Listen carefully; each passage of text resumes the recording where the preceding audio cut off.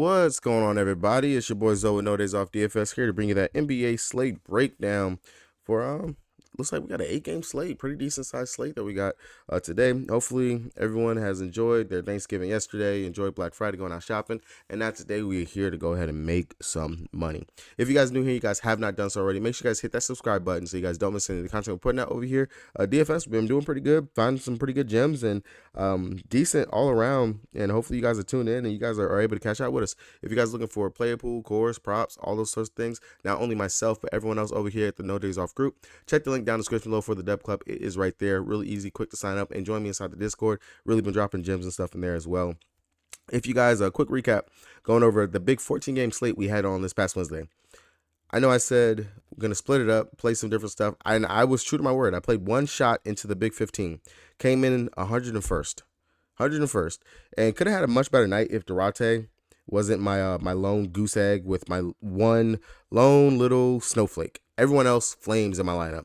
The core I put out was a pretty decent core. I had LaMelo Ball, Pascal Siakam, Daniel Gafford, and I want to say it was Orlando Robinson I had put up in the actual core for the slate. And honestly, oh no, it was Austin Reeves. It was Austin Reeves, Daniel Gafford, Mikal Bridges, and Durate was what ended up being on my core. And then of course you just follow the notes and everything. I definitely should have been able to cash out, and spoke on it, of course, doing the stream about how high I was on Siakam and just the position spot he was going to be in, and he went out there, he killed it. Altogether, I scored 362.50. LaMelo Ball, Durate, Bridges, Siakam, Gafford, Reeves. I ended up coming off of Cam Johnson and swapped to Bridges just because I had the salary to go up right there, especially once the Orlando Robinson news had broke in regards to Bam being out. And that's why being inside Discord and stuff definitely helps in regards to some of these last minute swaps and stuff like that. So all around, pretty good day. Definitely looking forward to what we can actually achieve and accomplish going forward, and just going to keep it up, go with the same process, and roll on for today. So, of course, as we always like to, starting with the injury report. Looking at it, games don't start till 7:30, so a little bit later start time instead of the 7 o'clock that we're normally used to, so kind of helps. We do need to know if Bam's going to play or not. Right now, he's kind of trending, playing for Miami, going up against this tough New York team, a pretty good defensive team. I imagine it's going to be a very defensive matchup game. Then we got the Bulls taking on Toronto. Kobe White, Zach LaVine, both game time decisions. Definitely know if they're going to play. And then some bench plays for Toronto. We need to know if they're going to be in or out. For Denver Nuggets, nothing new for them. Houston, nothing new. Detroit got most of their guys back. And then, of course, going up against the Pacers. Halliburton is questionable to play. Definitely want to know if he's going to play. Either way, this game, more than likely, it seems like a lot of the Pacers games have been the nuts lately, especially just considering they're giving up over 120 plus points a game. And they're scoring 120, 130 plus points a game. So a lot of the Pacers games, they've been just money, pretty much, if you're stacking them up correctly. Detroit, they got some shooters, they got some guys, and they're going to be able to run the floor, push the pace, just like what the Pacers want to go out here and do. So definitely we'll be interested in this game. Of course, we'll have at least probably about 3 or so pieces from this game. Seems like that's been the winning recipe lately, to take down some slates. Down here we got Washington taking on Milwaukee. I'm looking at this one. Koulibaly, he's a game time decision, playing off the bench. Pretty decent player off the bench. I've been enjoying playing him from there. But going up against the Bucks, and we've already seen this game. Giannis is a game time decision. I would imagine that they possibly can hold Giannis out on today's slate. Not like they should really need him in order to beat the Washington Wizards, but would be surprised. Honestly, they don't play again until Monday. Oh no, they don't play again until Sunday. Going up against the Portland Trailblazers. So be interesting to see if Giannis is out, but late addition to the injury report on the day, so kind of normally trends to a player being out. If he is going to be out, definitely have some interest in Damian Lillard, Beasley, Middleton, Brook Lopez always is kind of a sleeper for me. Whenever Giannis is out, people really don't go to click his name, and I don't know why. It's ridiculous. It's laughable. The Kings taking on the Timberwolves. Really, Keon Ellis still out. Corey Joseph, he should be out. Corey Jones should be out as well. And then Keegan Murray, that's really the biggest thing, because we are going to see Durate slide into the starting lineup. I'm just a glutton for punishment. Gonna keep on playing them. Over here for Timberwolves, no news that we got to worry about for there. Spurs, no news. Golden State Warriors, looks like Draymond Green, he's still suspended. Chris Paul, long as he doesn't have Scott Foster ref in this game, Chris Paul should stay inside the game. And then the Pelicans and the Clippers, really no news that we got to worry about for the Pelicans. Same thing for the Clippers. Biggest thing would be just Powell off the bench, but not to worry about that over there. All right, going over to DraftKings, the site that I play the most on, the site that's been winning us some money so far this season. We haven't had the big takedown, but I know it is coming. It is coming, and hopefully you guys are along for the ride whenever it does actually come. If you guys don't have an account, you want one, check the link down in the description below so you guys can get that deposit match bonus and join your boy over here on The King. Wow, we just got word that Kevin Durant is going to be out for the early slate. Dang, that shakes up things. So if you guys were in the Discord, I dropped a core for the early slate, and I was not expecting KD to be out. So definitely will have to go back and mess with that line. Luckily, I was already on Booker as one of my main plays for that early game. I had a pretty decent Suns stack. I stacked the Suns Memphis game period. So definitely with no KD, definitely is gonna change up my lineup a little bit. So definitely will have to adjust. But that game's not till 5, so not gonna worry too much right there. All right. Like I said, going over DraftKings, site to play the most on. Looking at it, like I said, mainly definitely gonna want to stack the Pacers game. That's gonna be probably top of the list in regards to where we're gonna want to go ahead and start. But as always, go ahead looking at the value players, the players that we can go ahead and slide in and then look for our top studs that we're gonna be looking at. Its value to me on the slate is kind of going to be a little bit hit or miss. One of the things, and like I said, I'm a glutton for punishment because he grades out still again as a really decent value play. Sitting at 3.9 still, Chris Durante. If the dude can go out here and actually just hit the shots, not get himself into foul trouble, and just play the game, I know he can go out there and give me the 30-ish fantasy point games that he can. He's a good, decent fantasy point per minute player if he actually can just stay on the court and not get in foul trouble. But at 3.9, I do like Durante once again. Definitely going to be on my player pool. Player I will consider looking at it again. And especially as long as he's starting at small forward position. That high power offense, the assists that you can get off of players like Fox and Sabonis looking for you out there. I see no reason not to continue to go there. Another player that we can look to in a pretty decent game. Kyle Anderson sitting at 4.8, going up on the other side, going up against the Kings, playing hefty 20-ish minutes a game. Decent fantasy point per minute producer. I do like him for some value on the slate. And then his mate off the bench as well, Niles Reed, sitting at 4.3. Price came up a little bit after that.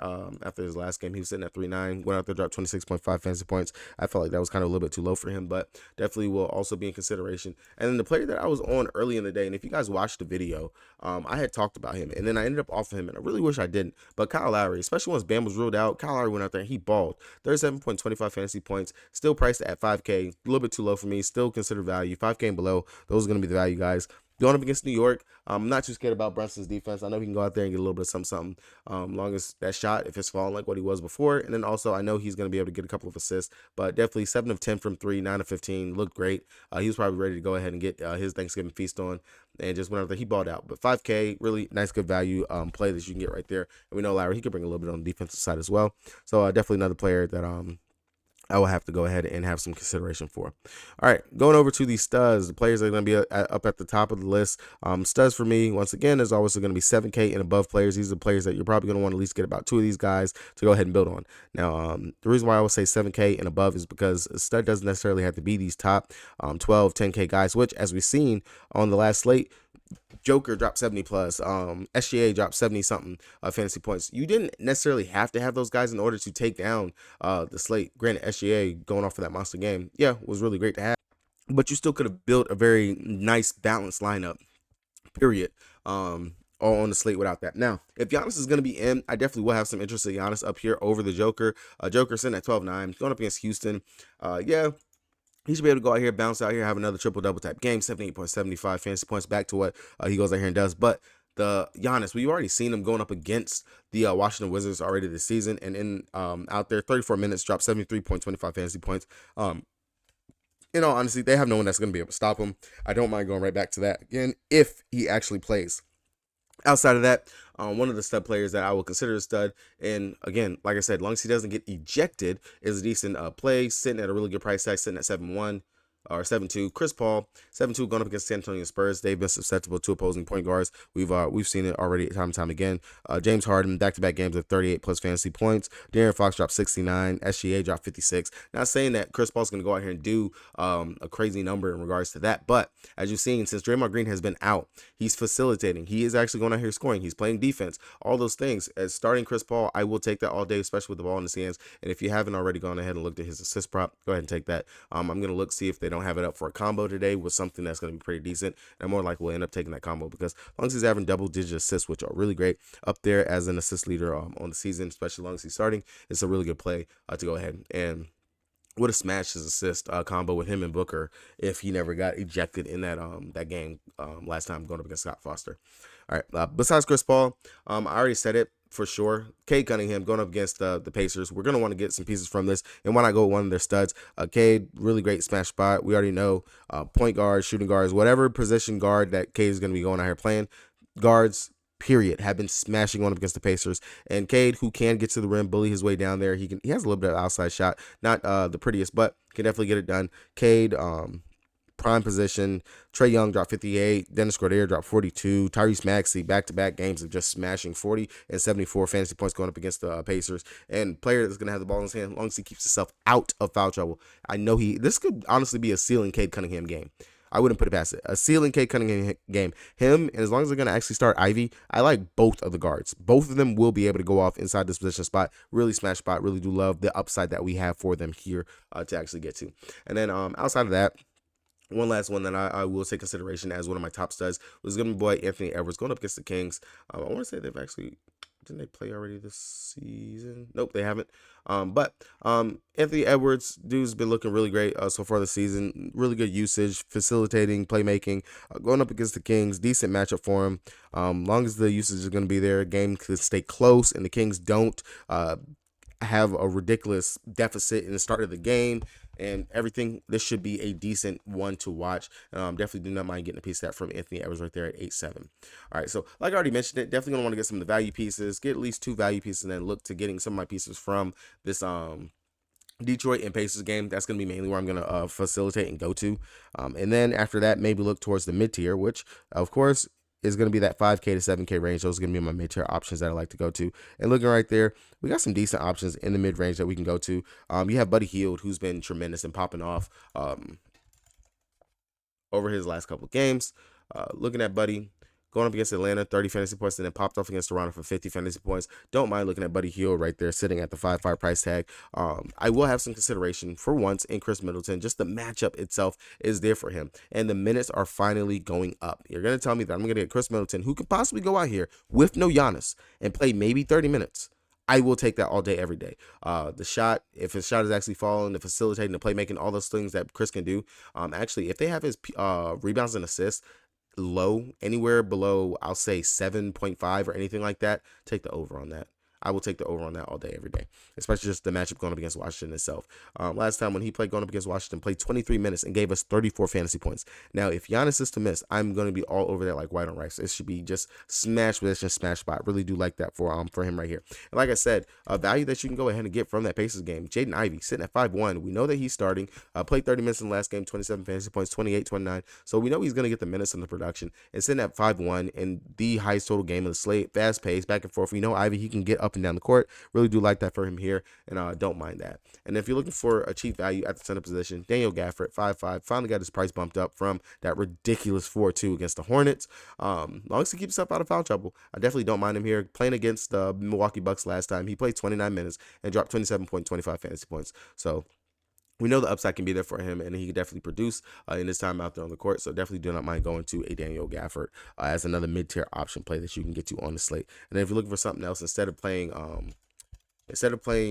Chris Paul, I don't mind looking at Klay Thompson, who's sitting at the 6K price tag. And since that game going up against the Thunder, where the Warriors seemed like they were finally getting it clicking, looks like they might finally be turning it over. And I don't mind going to Klay, going up against San Antonio Spurs, who we know pretty young team, lackluster in regards to the defensive output that they can put out there for you. So I definitely do not mind going to a Klay Thompson, who looks like he's finally hitting his stride, hitting his shots, and has a good matchup going up against the Spurs, which we just seen Paul George back-to-back games drop 40-plus fantasy points. Desmond Bane dropped 40 fantasy points himself. Jimmy Butler 34, and RJ Barrett 40 fantasy points. So Klay Thompson, low-owned play that you could possibly get right here. Really don't mind going to it. Definitely someone that you can consider. All right, guys, I will have my full list of top studs, top value, top mid-tier plays and stuff. I have the core up, all that will be up. Don't forget, Slate doesn't start till 7:30, so don't freak out if you don't see it up until about 7:15. Just want to make sure we get all the injury news, especially the biggest one, of course, is going to be that Giannis, if Giannis is going to be in or out. So I will have all that up for you guys later on today. Hopefully you guys do cash out and we make some money. And with that being said, it's your boy Zoe. Peace.